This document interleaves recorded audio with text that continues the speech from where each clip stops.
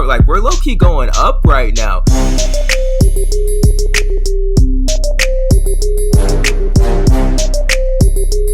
I'm Joshua Potts, Mr. Pottsable, always with the brother with the same mother, Aaron Potts, super hot Potts. I mean, your favorite two black runners coming at you every single Two Black Tuesday.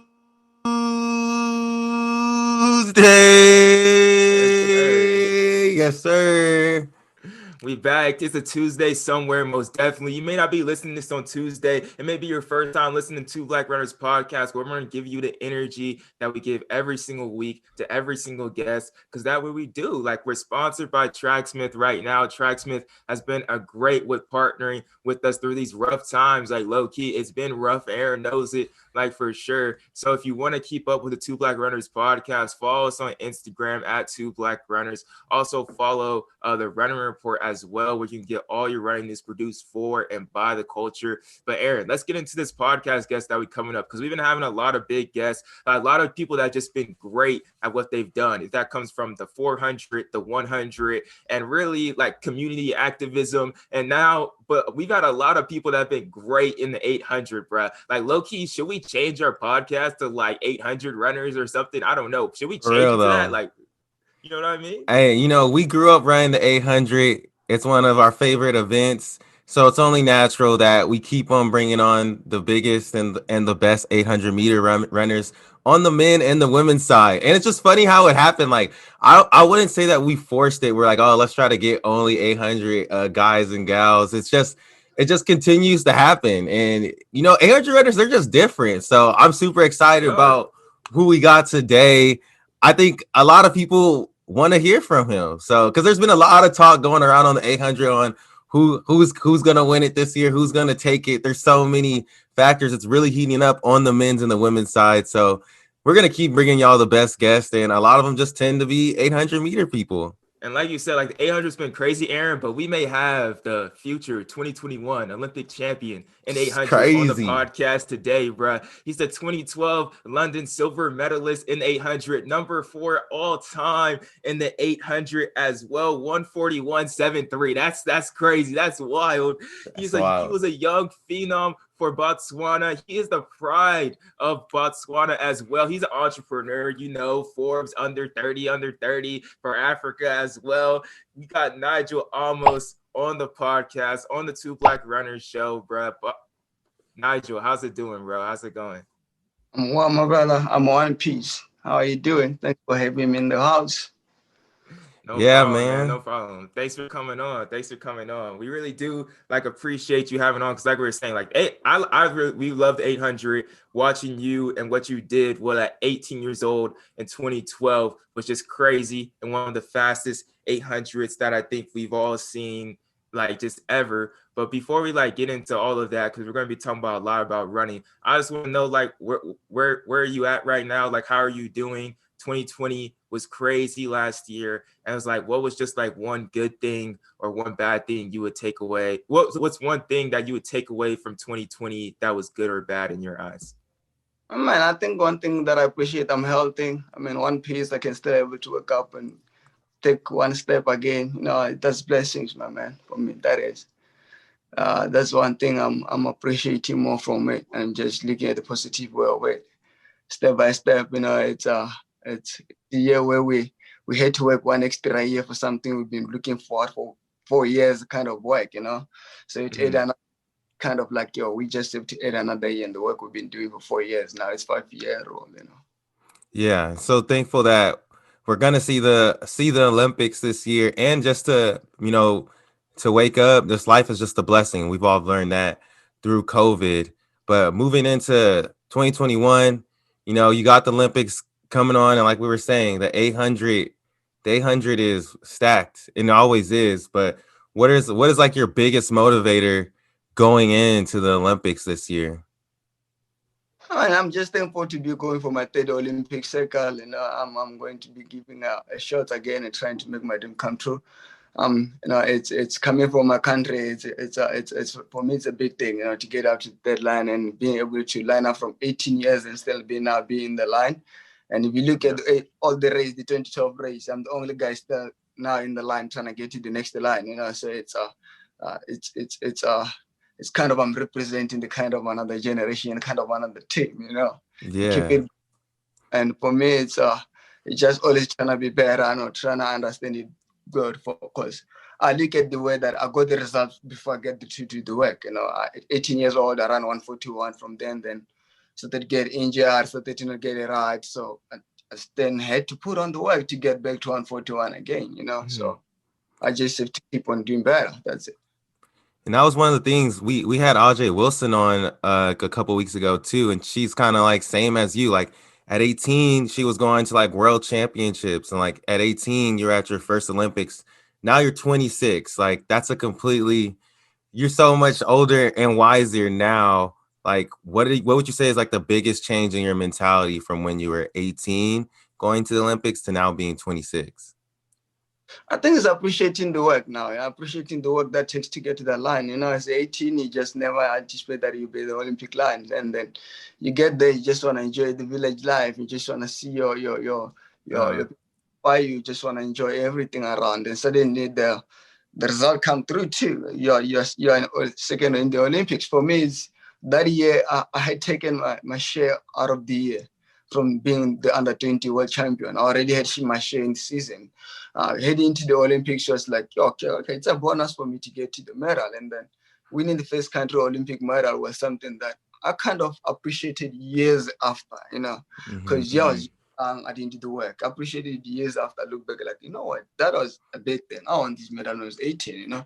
So that's when I understand that you kind of growing up, you understand the kind of piece work. You appreciate the work that you put into to get where you want to get. And then talking about like that work, I believe you were just in Botswana training there back in your home country as well. How is it just being able like to return to your country for like those brief periods, then coming back to Oregon? Like how is that transition like doing that year after year, being able to go back home, train there, then come to Oregon and like that? Is that like is that a tough transition that you have to get used to at first to be like having this training camp in Oregon, then going back home? That those traveling? No, it's home. Home is home, you know. But for me, I see this as an opportunity to be able to spend time with my teammates. I'm part of the relay team, the 4x4. So when I'm down there, I get to spend time with the team, training with the team in the camp, the national team. So I appreciate building a relationship with the team, not just meeting them at the championship and then we're doing the work. Yeah. And then I train better in the summer, you know, in the sun. So I get to appreciate the sun in January, February, March. And then when I came here, I know I did a couple of work in the sun, you know, so I'm Yeah. pushing it. It's a transition that is not that tough on me because it takes every step going towards the next phases in the transition of racing and everything. So that's just a process.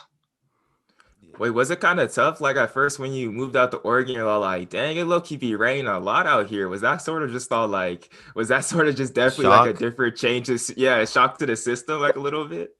Definitely, you know, coming from where you know when it's raining, you don't train now. When it's raining, you gotta be out there put on the work. You know, Uh, yeah, so it was that kind of like, okay, now you kind of focusing on to like, okay, it's raining, but you put it on the work at the end of the day, you don't realize how much work you put on it because you've been focusing on like, okay, I'm getting through this, so for me, I always want to appreciate the challenges. I always want to challenge myself because I wanted to get better, you know, when I was around 141 when I was 18, so I wanted to know that I could get back there. You know, what does it take now for me to get back there? I needed to put session. I needed to be healthy, you know. If you take from 2013 to 2016, I wasn't healthy. I had a quad year that took me time to get to balance the work and everything. You know, so coming mhm. to Oregon, it was time for me to get healthy again and put on step by step, you know, because I came in 2017, 143, 2018, 142, 2019, 141. It's just a stepping stone, you know, we take one step at a time. So it's unfortunate what happened in 2020, but the world is still moving. We still put on the work and at speed, like what we're doing, we'll get the results. Yeah, at the end of the day, you just gotta keep it pushing, and every challenge is just a part of that process of and a part of your story of becoming a legend. And that's what we want to dive into. We want to hear about your story because it's crazy. You know, you made it to the Olympics at 18. You're 26 now, still doing your whole thing. But we wanted to just ask, like, what was your first introduction into track and field? Like, how did you get into the sport? Was there someone that really influenced you and like pushed you into it? Yeah, one of my teacher wanted to get him off my back. You know, I think I'm a good football player. You know, football, I mean soccer, not the American football. Yeah, yeah. I'm a good soccer player. No, so I wanted to just be a striker and going to play professional soccer. So there's this teacher I've seen me running into the past junior school when I was still in junior school. It's like, no, you're on the national run. I was like, yeah, but I don't want to be a runner. I want to focus on soccer. So I just want to show him I'm not that good enough. Unfortunately, that was where my path was lying, and that's where we're still standing today fighting on it, you know.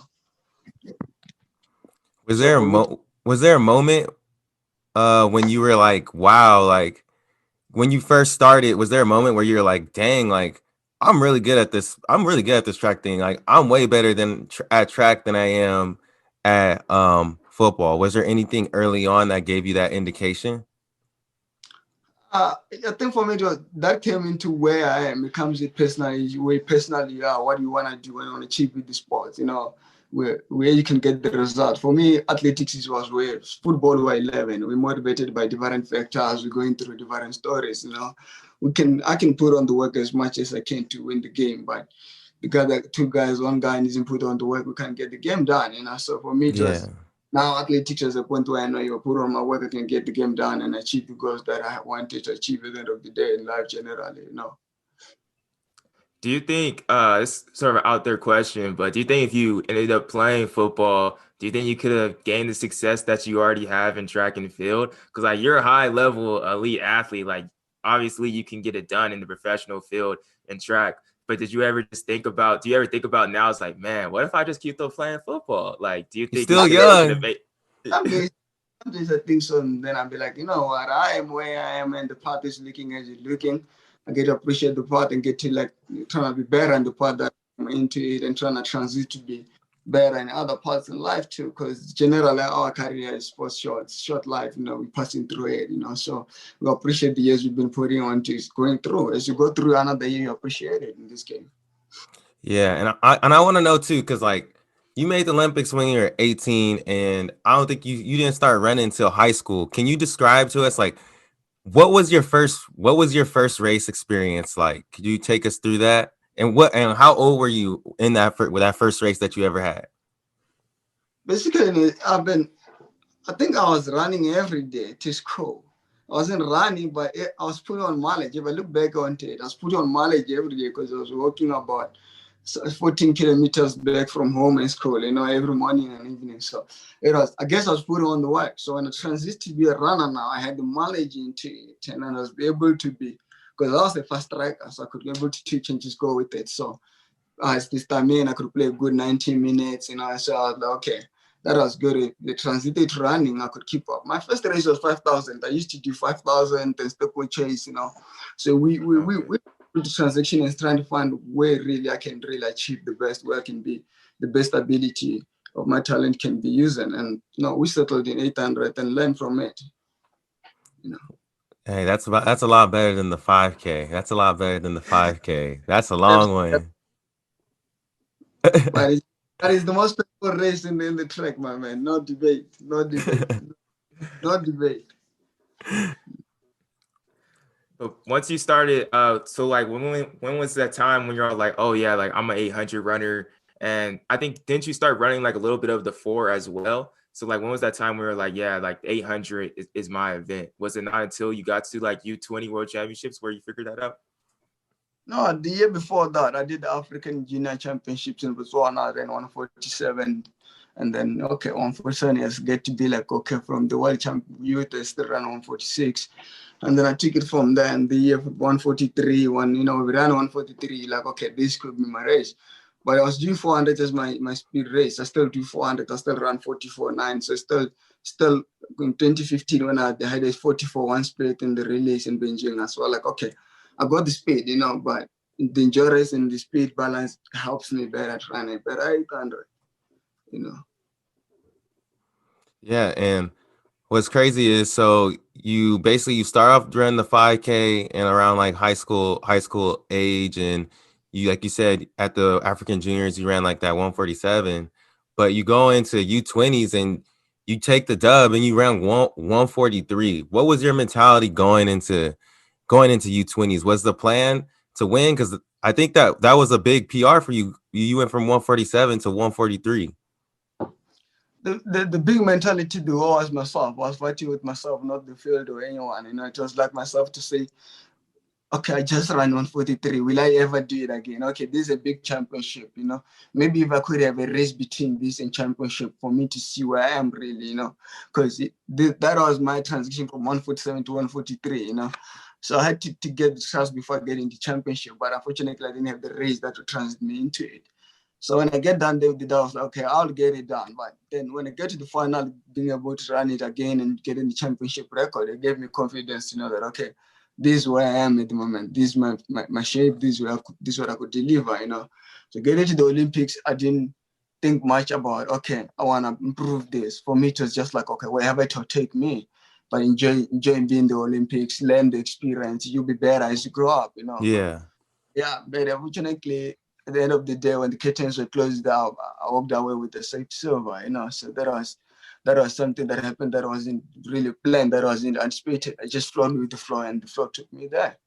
I just think like that has to be just 2012 must have been just like a crazy year for you, like going into that year, like to win U20s, get silver at the Olympics in one of the best races ever.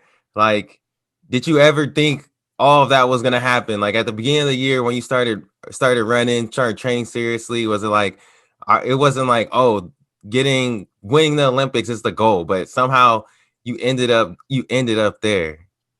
The goal was to win the World Juniors. That was the goal. That was something that I was anticipated to happen. That was something that I already put onto the universe out there. That this is the goal. This is what I'm working towards. I had a status that I posted on Facebook in 2011 say, next year I'll be in Barcelona and make my country proud, So 2012 happened that I was in Barcelona. I won the World Junior. That was the first goal for my country in that stage of the athletics.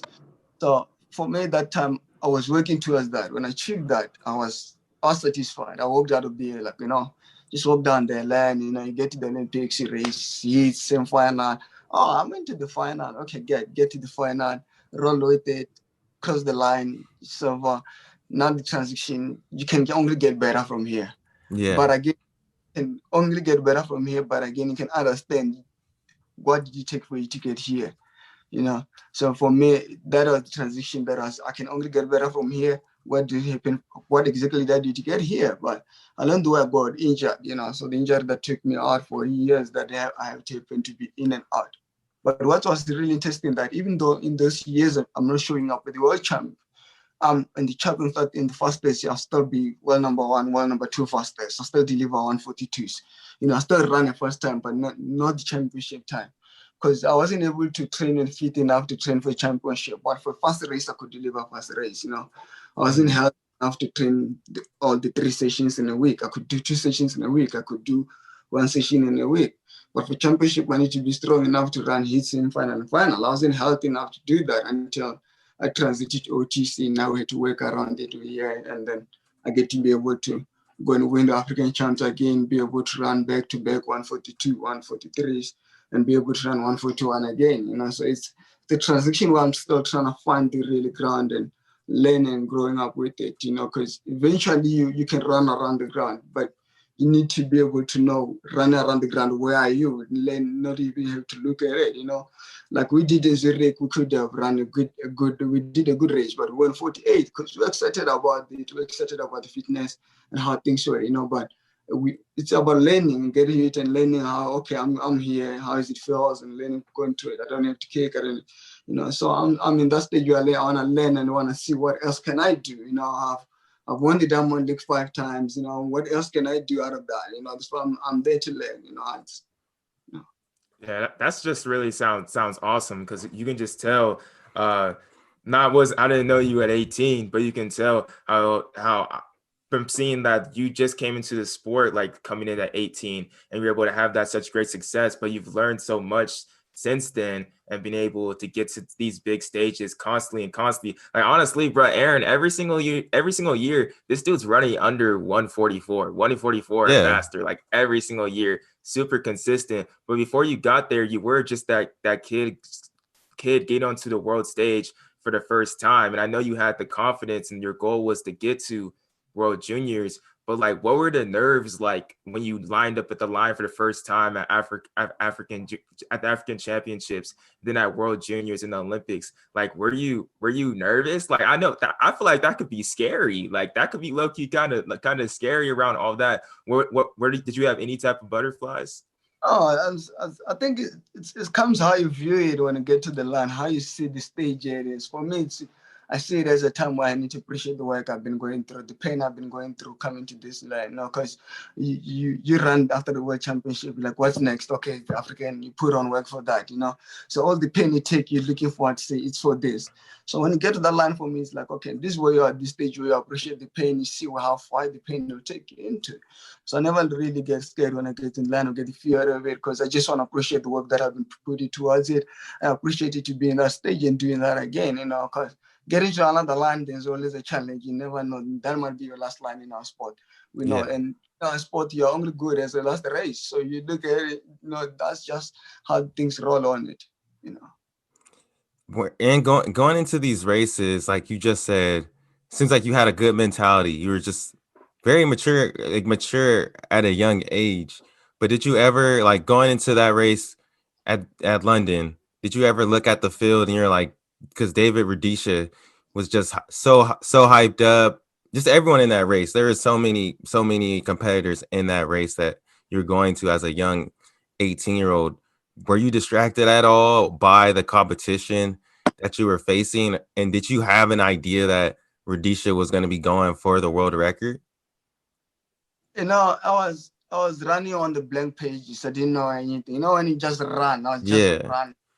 So yeah, I was in the mode where I'm just going to run. Just run how you feel. Just go with it. Run on blank pages. As you grow up, you realize you understand the details. Some details get to be good for you. Some doesn't have to be good with you.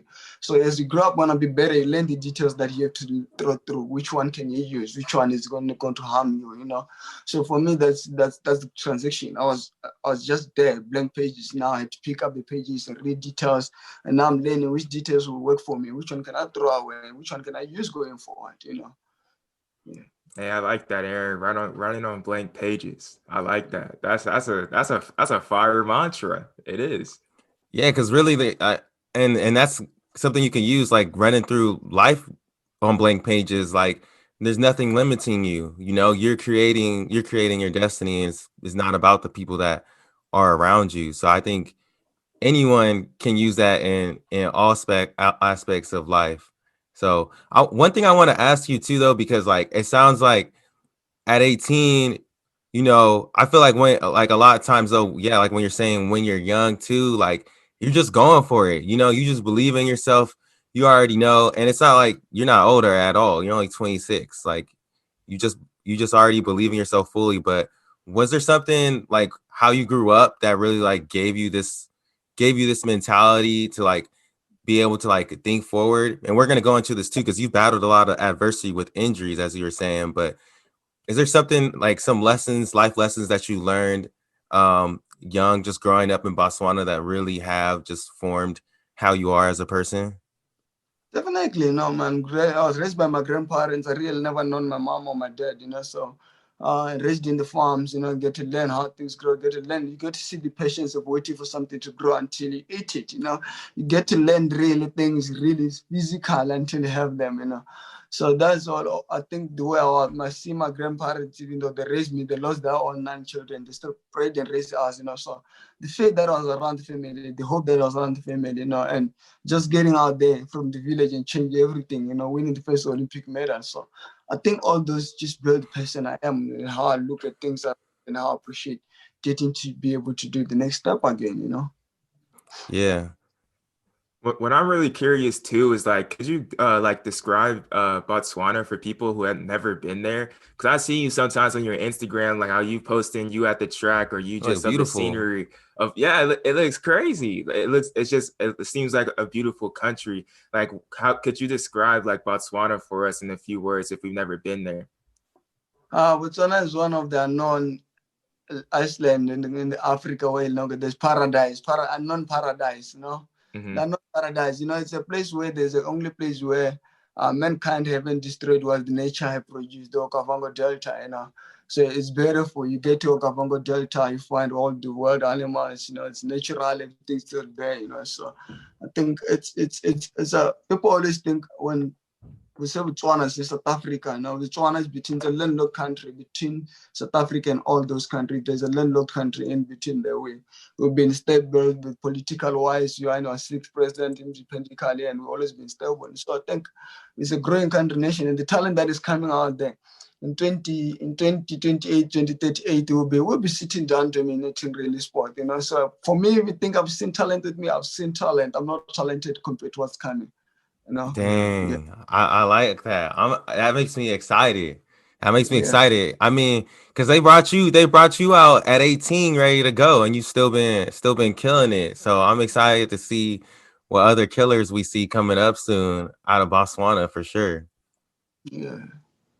And I want to also go back to the point of like running on blank pages, because after 2012, you were able, those pages started to get filled in a way, like whether you like it or not, you start seeing these people regularly on the circuit, if to be from Diamond League or just going back to the World Championships and such. And then I think it was in 2014, you got your first win over David Rudisha, the world record holder in 800. I'm just curious, like that Diamond League race in Lausanne or in Monaco, like did that do like anything for your confidence going into like the next World Championships and on, and in the 2016, once you were able to start to be able to beat Rudisha and becoming like the number 1 800 runner in the world? No, for me, it was always about being able to go with the race and go according to how the coach we've been working towards it and finish the race and be able, if I'm able to win, it was a great win, so I'm able to get most wins, however I was running the 800. And we look at it, I was winning the races that are fast. The slow races, I couldn't be able to transit to win them ever since the common 2014. So now I had to learn, I'm kind of have to destroy the pages and learn again how to race a championship race, not just a fast race. So for me, that was all the transaction of it. And running through DJ is always, it's a great man. Always put the race on. The race will always be fast. It was a motivation that we'll have a great time today. So it's a brother that and always making the race interesting. And we know the sport always have to make the race interesting for it to be able to be one of the best in the track, to be sellable and everything, So 800 is one of the best paying races if you look at the whole track and field, So we bring out the best. So it was always the guy that like we learn up of it. I'm always looking forward to appreciate the work I've been putting into it, So he'll bring up a good time, So after he was gone, it was kind of like, okay, no, now I have to take on the role. I have to always go, I'm the next guy, so I have to learn how to go with it, and because that's how I was always winning my races. So I have to learn onto it and be able to be comfortable, have the patience.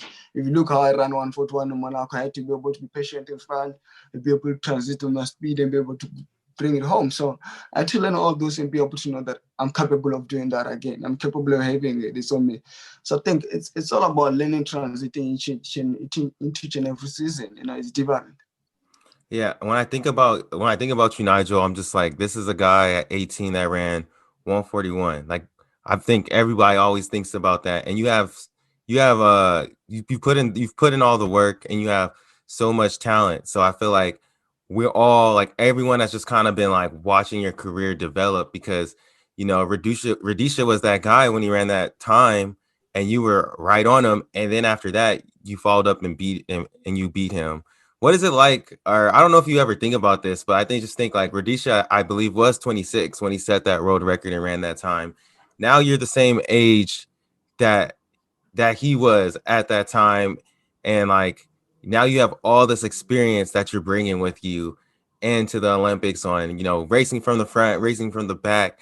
How do you think that? How are you going to bring that into Tokyo this year to put together a race? First thing for me is just the health that I'm going to get to Tokyo healthy. I'm looking forward to get to Tokyo healthy. That would be my second Olympic, getting to them healthy ever since I was 18, And I appreciate that now I'll be more experienced, I'll be more learning, I'll be able more to put on to another line, the third line of my career, So the goal is to appreciate to get to the line first and be able to appreciate to get to the next round, into the final, because it's just the transition of it and learning, because each and every round, each and every race is different, So you can't get there and say, I want to be here and here. It's Olympics. There's no place that I can ever race. It's different. Anything can happen. Yeah, most definitely. And this is a strong field this year. So I'm excited to see what's gonna happen, but we want to talk because you've already mentioned a lot about like all of the adversity you've had to deal with, these injuries. I mean, I was reading up on you like in 2013, you had a hamstring a strain, took you out, but you come back in 2014, you win the Commonwealth Games. So what has it been through these like stretches of injuries that you've had? What have you like learned for it, or what advice would you give to people that have dealt with a bunch of injuries? Because you seem to bounce back whenever you're hurt. No, it was me learning that at the level I'm running, at the what am I vulnerable into? It was for me to have a right team around me and understand my body and learn my body, and be able to know what exactly are we targeting and how what exactly does it take to get what are we targeting? Am I able to do that? Am I capable to do this kind of workouts? And I got to be healthy again. I got to be strong. I got to get into the gym because I never did gym until I was like about 22, 23. I never got to do gym. So I got into the gym. I started to be able to be strong onto other things. And then now I'm like, if from 6 injuries, I get to 2 injuries in a season. So things are just to be able to get better, Yeah, how much have you? I think you've already mentioned like how much you've learned from Oregon Track Club and what they've brought to the table and bringing you to like the next level and getting back to that 141. But how much has it just been like a great help being able to learn from OTC and be able to train with the guys at OTC like that? Describe like the work that you guys are doing out there in Eugene. No, it's all just about the teamwork we have. The teamwork we have, we can just always put on the work that is really on the table on the day. That's really the nice thing, that we have the team that is able to take on what's on the menu. So that's really the most important part of it. That's I appreciate most about it. And then like being training in OTC, like recently, like seeing what Donovan Brazier does and train out there in Oregon and just like all the other teams that train out there in Oregon, how much fun does it make just like the sport being able to like see other people train around you that are like world-class talent, like all the time from opposing teams, like every single day, I would assume. Does that make it just even more interesting with even like Bowerman or stuff like that? No, it's because I understand it's what you do, that what works for you, not what someone's doing that works for them in the game. It's what works for you. If someone's gonna be there in the line will be ready because they did what works for them. Did you do what works for you? You're gonna be there in the line, be ready because you did. So for me, it's not who is around what works. It's what am I doing, where I am, what really works for me to get to the line and be ready to do what I have to do. That's what I really appreciate every day and wake up to look into. Yeah, and it seems like you're very focused. You're very just focused on yourself. You don't like we asked you about the 2012, and you're just very grateful for everything that's been given to you, and you're always just focused on creating your own story. One thing I wanted to ask you about too was that 2016. I remember you were saying you were a little banged up going into that Olympics, and that one you didn't make it out to the semifinal, and that was coming off of 2012, where you took second, Commonwealth Games, beating Rhodesia. What did you, or how did that Olympics really fuel you over these next 5 years to get ready for Tokyo? Nothing for me. I was ready for the result that was coming in. I knew that I didn't do what it takes to get to the line. I was in health. I spent about 6 months in the hospital that year, struggling health issues, personal health issues. So I wasn't ready to get to the line. That's what I'm saying. Now I'm appreciative being to second Olympic line of mine, healthy, and be looking forward to do what I could do best. So it's a transition that I'm happy I managed to tick off the second line, but I knew that I'm not the best in the ability of it. Even though I knew that I'm not the best, I still felt hurt, because I thought I was older, I was worse, I should do better. But at the end of the day, for you to do better, you have to do more work, and you need to be better. You need to be ready more than you were when you're young. So I didn't do the homework. I just wanted to get the result, but I didn't do the homework. So that's selfish of me. Yeah, but I'm also thinking too, like for you, yeah, like you're saying, like making it at 18 and doing that thing, like you want to come in 2016 and pop off. But for a lot of young athletes out there, like success isn't always like completely linear. It could be up and it could be down or whatever. It's gonna always be changing. I just wanted to, hear what would you give, because there's so many young athletes that we're seeing today on the women's side, like a thing Mo running 18 years old, running 158. What would you, like what advice would you give to like these young phenom athletes that just start off gun blazing, but then, you know, you take a couple punches, you know. How do you recover from those type of things? I think for us, it's in our sport, it's not who run fast, it's who shows up when it matters. Let's just be honest. It's like, it's not who is fast, it's who shows up when it matters, you know.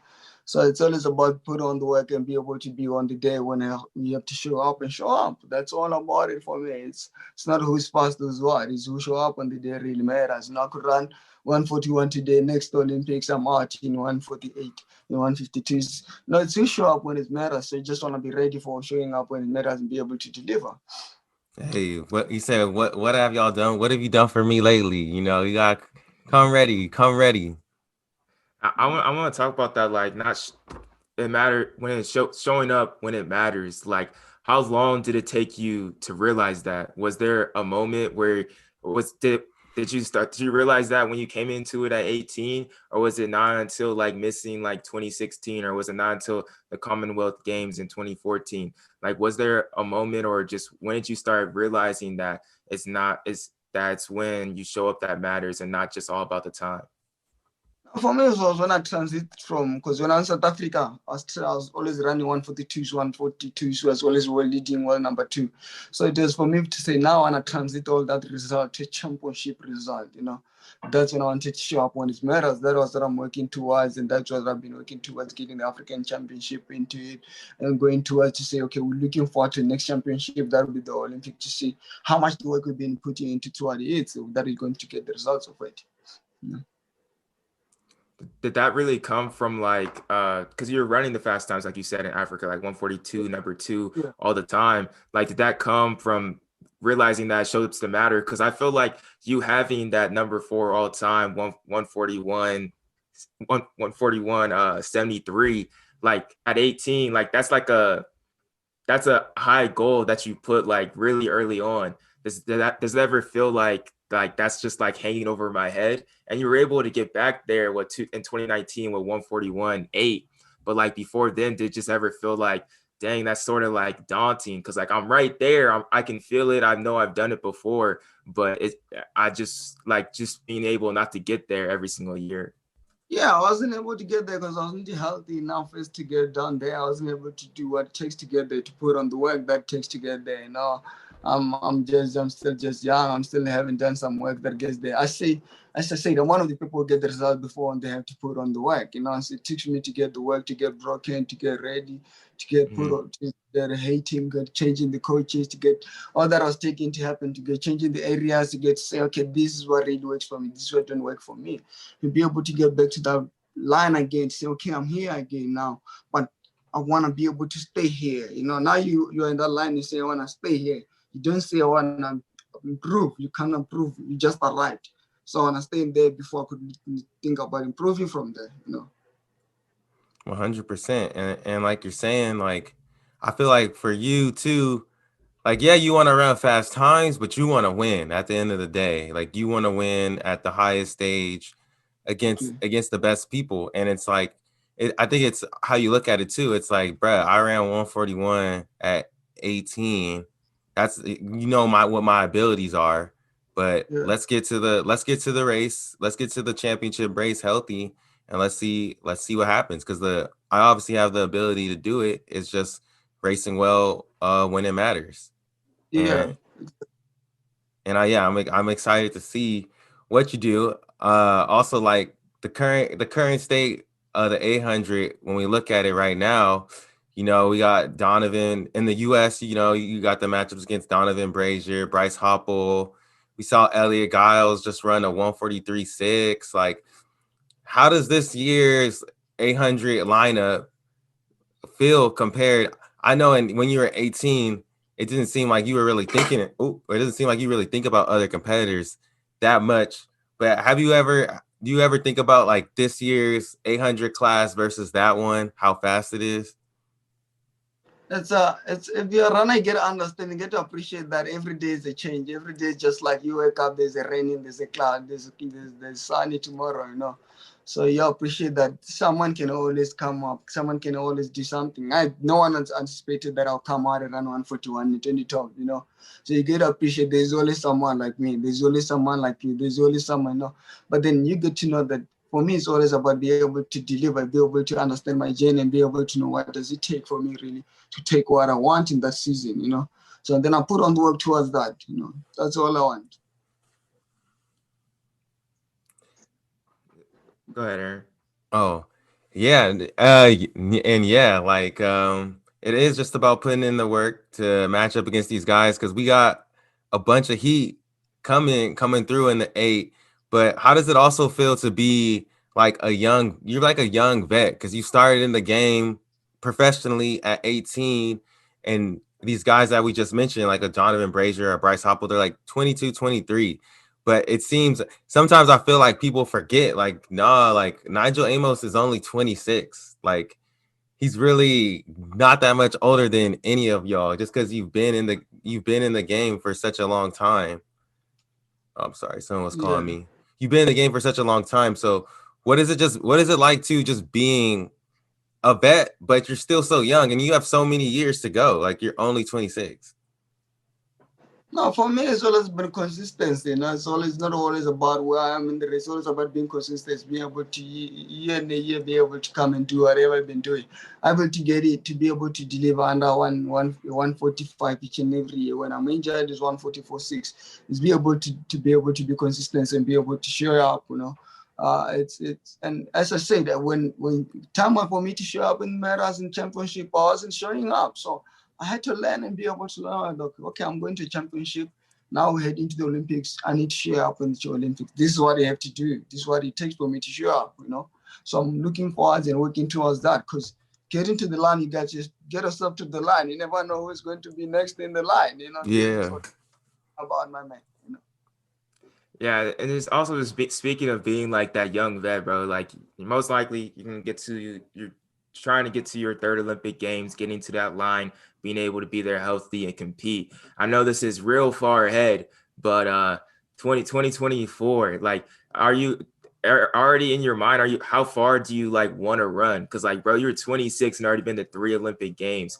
Do you feel like, man, I can go to 4, I can go to 5? 5. Like how far do you like how long do you feel like you want to keep on running? I think it's the pain. How long can I keep on taking the pain? I think then the result of the next Olympic cycle I'll ever get this. It's gonna be a good one. Of course, 2022 we come into Eugene. That's my home now. Oh Yeah. I need to give some fire home, you know. It's been my home for 4 years, so I need to be here in 2022. So we'll take it from there, you know.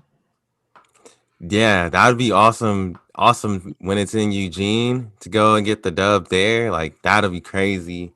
But do you ever see yourself like when we think of further down the line, do you ever see yourself running in a different event? Like do you think we'll ever see you racing a 1500 at the Olympics? Or you cutting off at the 8? Now, I always do the 8 and the relay and the 4x4 relay. That's always been my race, and that's what I'm gonna do in the next Olympics. I'm gonna be part of the 4x4 relay and the 8. So that's the way I wanna take it, going towards it and see how many more years can I put into the game and transition into what makes me really a woman being without the sports. That's the most important part of life afterward, because the sport is just a short part of our career, you know. Yeah. And who are some of these athletes in Botswana right now that are coming up that you think are going to be big on the scene? Like what's your 4x4 Now, looking like? just that a junior guy who ran 10-1-4, you know, it's tall guy who ran 10-1-4. We're looking forward to see what he will do in the World Juniors in Kenya. So now it's nice to see sprinters coming out too, not only Yeah. 400, they think, you know, it's nice to see sprinters coming out of the country too. But if you look into the books, you look into what's coming out, as I said, we have what next 2028, it will be really great to see our athletes getting out there, you know, because what we're building, our development have more than what we have out in the world in the moment. That's what I'm really happy about, you know.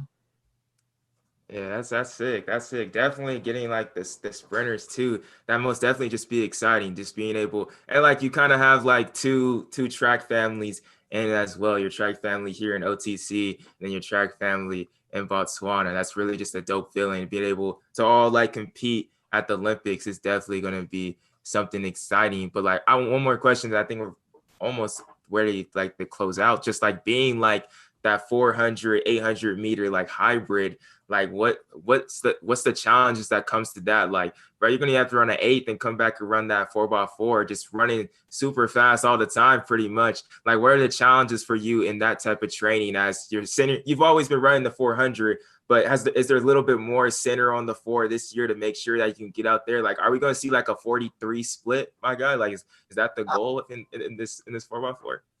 I keep on putting my work towards my 800 and see where I am and just see my speed. Where is it? Because my kind of work towards 800, I do some of the work that is involved 400 meters work. I do some 300s, I do some 350s, I do some work, So I would like to put forward and see what we can deliver. Because what I really know is that Botswana have a really great 4x4 team. That if we are all healthy, if you all together with the line that we have 43, 73, 44, 02, 44, 6, and then I get in, and then with the 44, 9, we have 45, 00. So we have a team that can really win.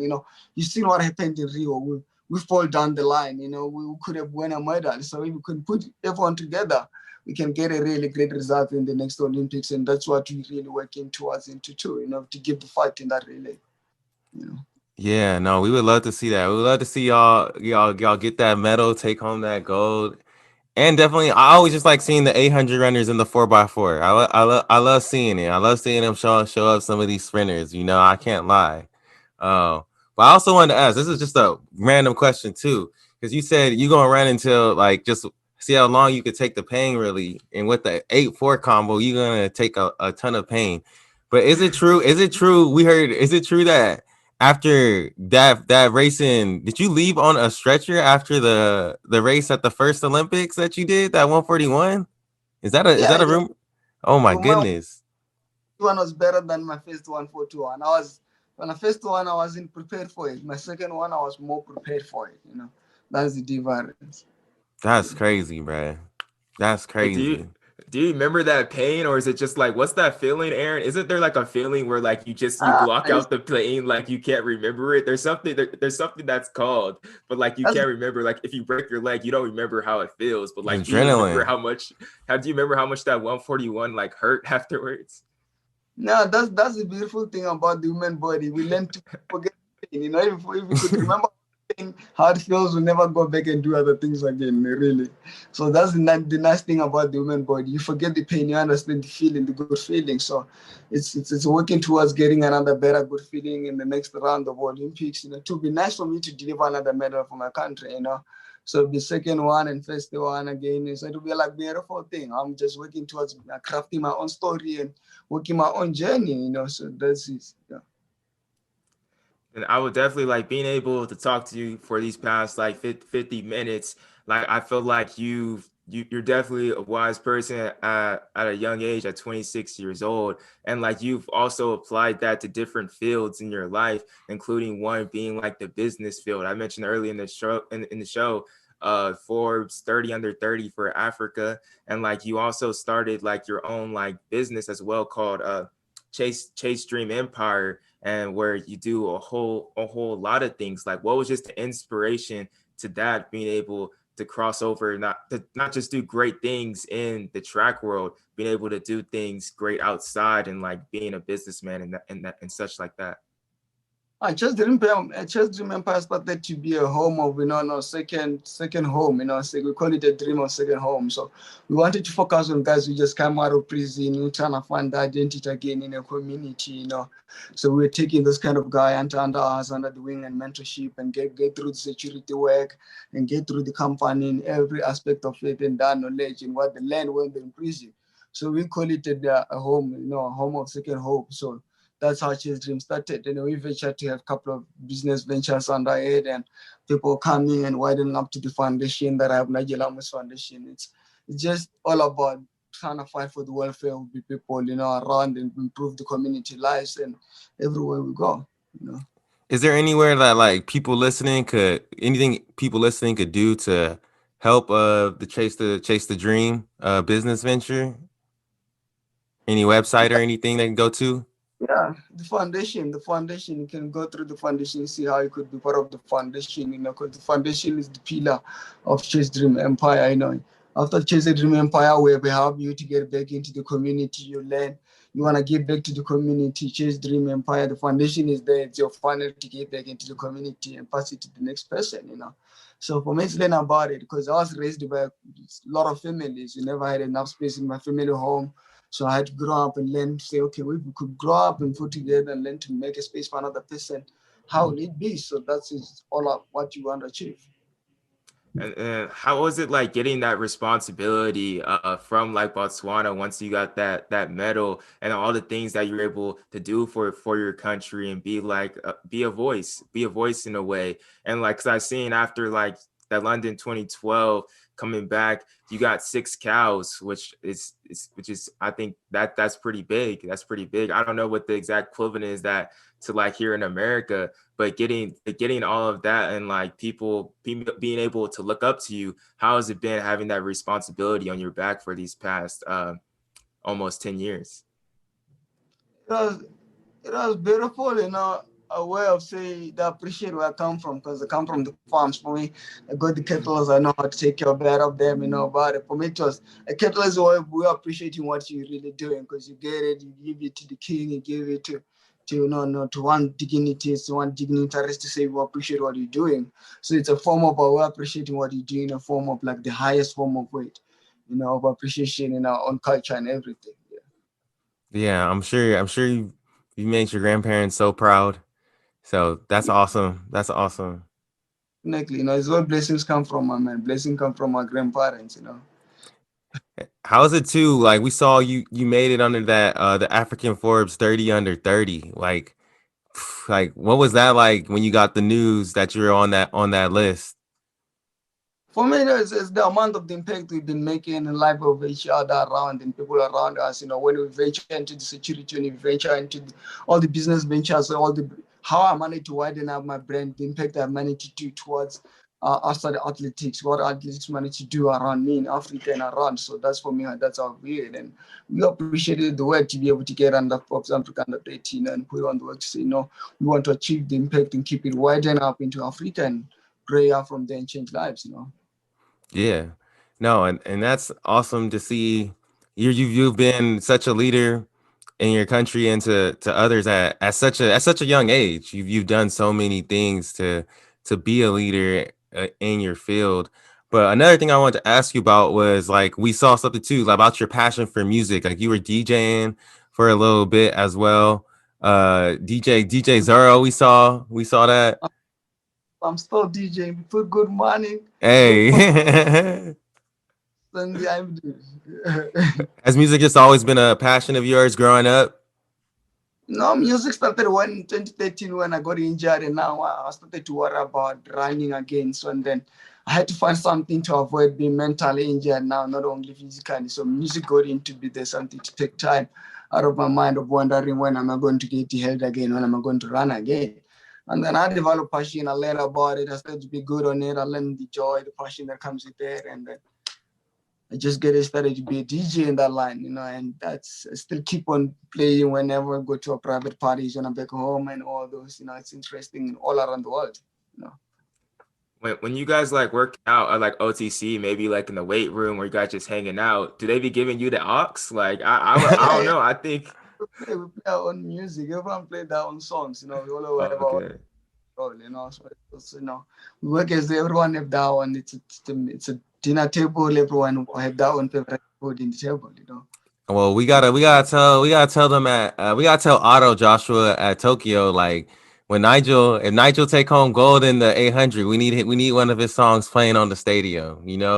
That would be hard. Like as soon as he finish passes the cross line, he just has one of his songs come on or That'd be during nice. the intro. That'd be cool. That'd be in the intro. That'd be nice for the That'd be sick. That'd be sick. yeah. But as we begin to close out, bro, we always like to ask this question because sometimes it'd be hard to find a guest. We don't know who to really get. But who do you think would be a great guest to have to come on to the Two Black Runners podcast and chop it up with us? /on merit. LaShawn Merritt? Yeah, for us, That He been the pillar of American 4x4 team. He been able to stabilize the team and put the team in a position where they'll deliver the results year in and out. And be able to be consistent in his game. So yeah, there's a lot to learn. Most definitely, and legend. He's still going. He's still trying to get this year too. So that man, tank. Definitely, that I'm telling you, is the pillar of it. Is keeping the game going. That line of it, consistency in the game. Most definitely. Gotta pay respects to LaShawn Merritt for sure. Like, I would love to have him on a podcast. He's done so much. He's just carried on that torch, of great 400-meter runners in the U.S. for so long. So it would be definitely dope to have him. I'm gonna have to reach out to him, Joshua. That's a good one. And then here, I think last question here. We always like to ask this to end out here. It's kind of a deep question, but I think it's a good question that really describes you and what you want to do. So, like, what's the impact that you want to leave on the running world once you're able, like, hang up your spikes and say you're all done with the sport? Like, what impact do you want to leave on the sport? In the sports, one thing in the sport that is really fun is that all our records get erased, and you're only good as your last race. I want to be good on my last race. That's it. I just want to be good on my last race because you're only good as your last race in this. So now you see, here with the stats, you tell me, okay, the guy who ran 143 last week, he ran because he was good in his last race. What happens in the next race, who's good in the next race, So it's always about how good are you in your last race. That's what makes you where you are. That's what puts you where you are.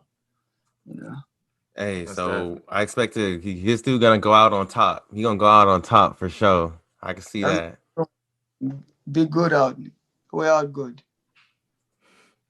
I love that. Yeah, I'm really excited to see what's to come from this year, especially definitely you're older, wiser, stronger. It's gonna be exciting, and like we were saying in the beginning, like the 800, no matter what, it's always fast. It's always going hard. So I'm excited to see just what you getting to that line healthy, getting there ready to go, and it's gonna be tight. It's gonna be tight.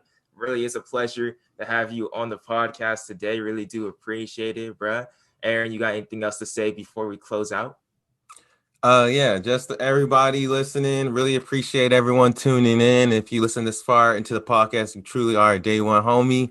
Thanks again, Nijel. I don't think we said this earlier, but I think Nijel is our first international Olympic athlete that we've had on the podcast. Second, you forgetting Mohamed, bro. That's crazy. My bad, Mo.